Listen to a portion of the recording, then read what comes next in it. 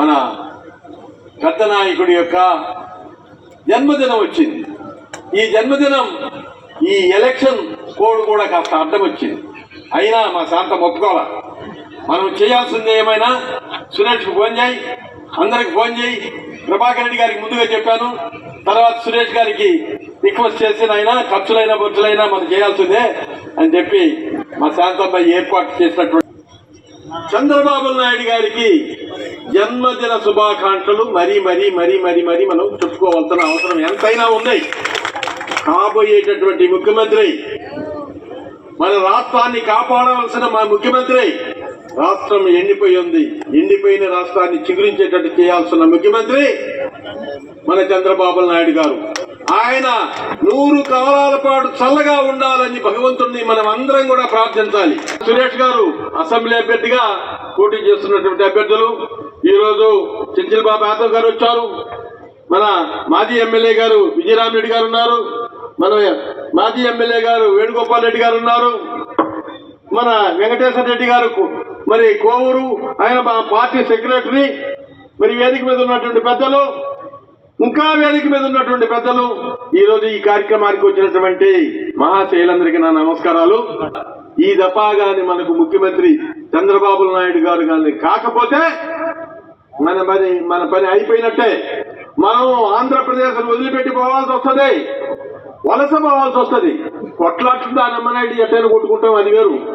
ఇది ఆహారానికి చచ్చిపోయే రోజులు వస్తాయి దగ్గరికి. ఏమైనా బీజేపీ నాయకుడు అందరూ కూడా ఈరోజు 3 పార్టీల అభ్యర్థులు కలయికతో మరి ఈరోజు మన పార్లమెంట్ అభ్యర్థి అయితేనేమి, అసెంబ్లీ అభ్యర్థి అయితేనేమి పోటీ చేస్తున్నటువంటి సందర్భం.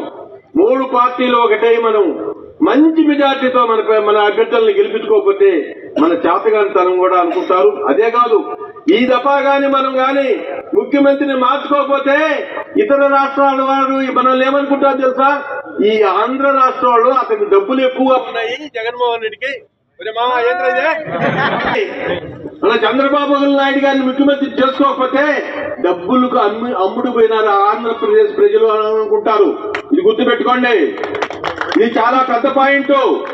మనము ఇట్లాంటి చెడ్డ వ్యక్తిని మళ్ళా ముఖ్యమంత్రికి చేసుకుంటామా? డబ్బులుగా అమ్ముడుపోయినటువంటి ఆంధ్రప్రదేశ్ ప్రజలను అని రాష్ట్రం మొత్తం కూడా అనుకుంటది, ఇతర రాష్ట్రాల వారు కూడా అనుకుంటారు. ఇతర రాష్ట్రాల వారు దేశంలో, భారతదేశంలో చాలా అది ఆ మాట అందరినీ మనసులో పడిపోద్ది, ఆంధ్రులు డబ్బులకు అమ్ముడుపోయినారని. దయచేసి అందరూ కూడా డబ్బులు వాళ్ళ కాడ బాగా ఉన్నాయి. డబ్బులు ఇసుక బంగారం లారీలు, బంగారం వస్తుంటది, లారీలు వస్తుంటే ఇసుక లారీలు వస్తుంటే బంగారం వస్తుందో అంటుంటారు. అదే తెల్లదాయి వస్తుంటే ఎండు వస్తుందో అంటుంటారు. ఇంకొకటి వస్తుంటే డైమండ్స్ వస్తున్నారో. ఏంటంటే ఈయన పరిపాలనలో ఈ వెండి బంగారం అంతా అమ్మేసుకున్నాడు. గోడౌన్లు ఉన్నాయి, కర్ణాటకలో గోడౌన్, తెలంగాణలో గోడౌన్, ఆంధ్రప్రదేశ్ లో 2 గోడౌన్లు, మొత్తం గోడౌన్లంతా డబ్బు నింపుకోనున్నటువంటి వ్యక్తే కాబట్టి ఆయన ఎంతైనా డబ్బు పెట్టగలడు. ఆయనకు తోడు అతనే డబ్బులు దోసుకున్న ఆయన పార్లమెంట్ అభ్యర్థి. ఇప్పుడు వైఎస్ఆర్ పార్లమెంట్ అభ్యర్థి అందరికన్నా ఎక్కువ డబ్బులు దోచిన వాళ్ళు ఎవరంటే ఫస్ట్ మరి జగన్మోహన్ రెడ్డి గారు, సెకండ్ A2. వాళ్ళిద్దరు కూడా A1 A2 వాళ్ళు కేసుల్లో కూడా ఆయన ఉన్నాడు, జైల్లో ఈయన ఉన్నాడు అని A2 A1. అంటే మీరు జైళ్లు చేసేవాళ్ళు మమ్మల్ని పరిపాలించారా? ఏమయ్యా ఈ పరిపాలన? ప్రజలారా ఆలోచించండి రా మామలారా, కొంత చదువుకున్న వాళ్ళు అందరూ ఉన్నారు. ఇదిగో నాకు ఎగ్జాంపుల్ నేనే మీకు, నేను ఎంత సంపాదించుంటా, ఒకళ్ళు సంపాదించుంటే ఈడ కూటికి నీళ్ళ కూడా ఉండవచ్చు. ఎవరికైనా మీ ఫ్రెండ్స్ కి మీ కాడ ఆడకాడికి వీళ్ళ కాడ తీసుకున్నా కూడా అయిపోయి ఉంటాయి. నా కాడేంలో ఇప్పుడు నేను ఖర్చులకు నేను చాలా ఇబ్బంది పడుతున్నాను. రాజమోహన్ రెడ్డి గారు నాకు రూపాయి ఇవ్వకుండా నా భాగం ఇచ్చినాను. ఏం భాగం ఇచ్చినాడు రా? పెద్ద మనుషుల కాడికి రా, చెప్పు నాకేమి ఇచ్చినావు నువ్వు, నిజంగా చెప్పు. నువ్వు పెద్ద మనిషి అంటుంటారు, అది నీకు పెద్ద మనిషి తరహా కాదు. నాకు భాగం ఇవ్వకుండానే భాగం ఇచ్చినానని చెప్పడం. నాకు ఇవ్వలేదు, అవతల మా పెద్ద పాప కూడా ఇలా ఎవరికి ఇలా, మాకు నా చిన్న పాపకి లేదు, పెద్ద పాపకి భాగం. నీదా?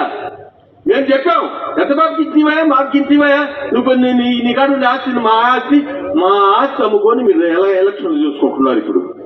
మా ఆస్తి అమ్మి నాకు ఇచ్చిన బాగా పరిష్కారాలలో ఇచ్చినటువంటి ఆస్తిని అమ్మి మీరు ఎలక్షన్ వాడుకుంటున్నారు. రాజమోహన్ రెడ్డి నాకు రూపాయి ఇలా నా వల్ల అయ్యా మీ రాజకీయము మీ బిజినెస్ అంతా అభివృద్ధి అయింది. నాకు మీరు మసిపూసి మారేడికాయ చేస్తున్నారు.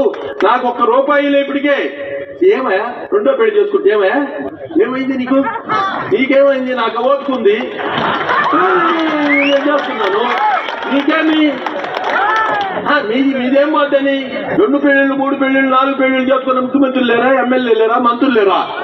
పొలాలనే ఒకటి నీ కాడు ఉండేదంతా భ్రష్టు అడ్వైజర్స్ ఉన్నారు. వెధవలు ఉండారు నీకు అడ్వైజర్స్.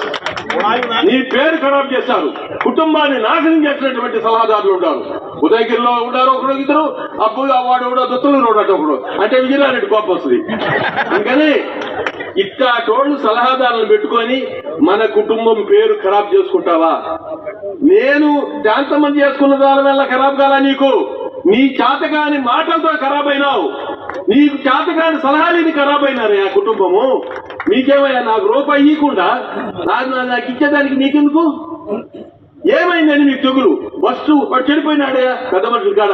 కొంతమంది మనవాళ్ళే పెద్ద మనుషులు. నాకు రమణయ్య వాళ్ళు వచ్చింది నా కాడికి ముందు రమణయ్య వాళ్ళు నాకు ఇప్పించదురా నేను ఏమైనా చెప్తాను. నేను అసలు ఈ ఉదయం తాలూకాలో ఉండడు అవతల మీరు బాగా రాజులు ఇద్దరు ఒక్కొక్కరు కిరీటాలు పెట్టుకుందరు నేను పోతే అని చెప్పి కూడా చెప్పాను. వాళ్ళు అట్టగాదంట ఓటు నేను వేయించాలంట. వాళ్ళకి వేయిస్తే చాలంట. ఎందుకు వేయిస్తామో ఇస్తారు. నా శక్తికు నేను పోరాడతా. నా చేతనైతే నేను ఈ ఓటు తెలుగుదేశం నేను. మరిన్ని వీడియోస్ కోసం ఛానల్ ని సబ్స్క్రైబ్ చేయండి. లేటెస్ట్ అప్డేట్స్ కోసం వాట్సాప్ ఛానల్ ని ఫాలో చేయండి. అండ్ లింక్ డిస్క్రిప్షన్ లో ఉంది.